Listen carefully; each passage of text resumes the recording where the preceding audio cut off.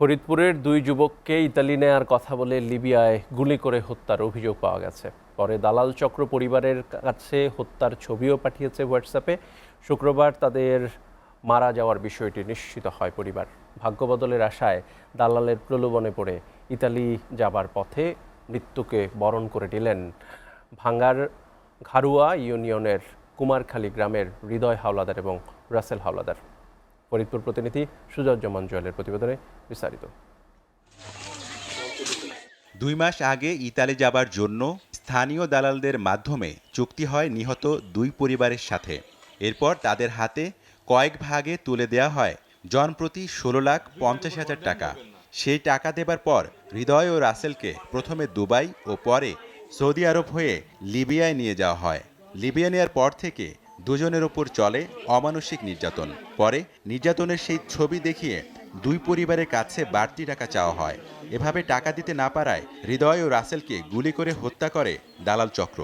আর সেই হত্যার ছবি তাদের পরিবারের কাছে হোয়াটসঅ্যাপে পাঠায় দালালরা।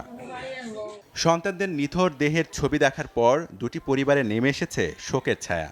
এ ঘটনার সাথে জড়িত দালালদের বিচার চান নিহতের স্বজনেরা। একই সাথে সরকারের কাছে দাবি জানান মরদেহ দেশে ফেরত আনতে। জড়িতদের দৃষ্টান্তমূলক শাস্তির দাবি জানিয়েছেন এলাকাবাসী। সব টাকাগুলোই দালাল দিতেছে। দালাল 16-17 লক্ষ টাকা দিছে এই একজন। এই টাকাগুলো সব কি করছে আল্লাহ জানে আর ও জানে। গতকালকে রাত্রে আমাদের ছবি এসে গেছে মোবাইলে, আমাদের ছেলের মৃত্যুদেহ।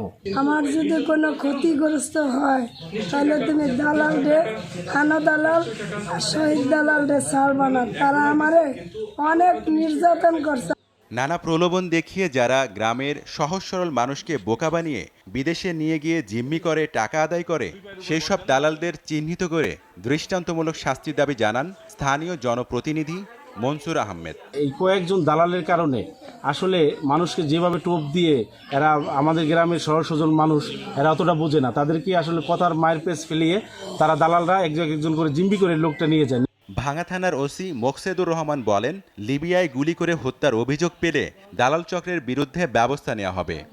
তো যাওয়ার পথে তারা প্রথমে গেছে হচ্ছে আপনার দুবাই থেকে সৌদি আরব থেকে ইতালি যাওয়ার পথে তারা গুলি খেয়ে মারা গেছে। এই বিষয়ে আমাদের কাছে এখনো কেউ কোনো অভিযোগ দেয়নি। বিষয়টা আমরা খতিয়ে দেখতেছি।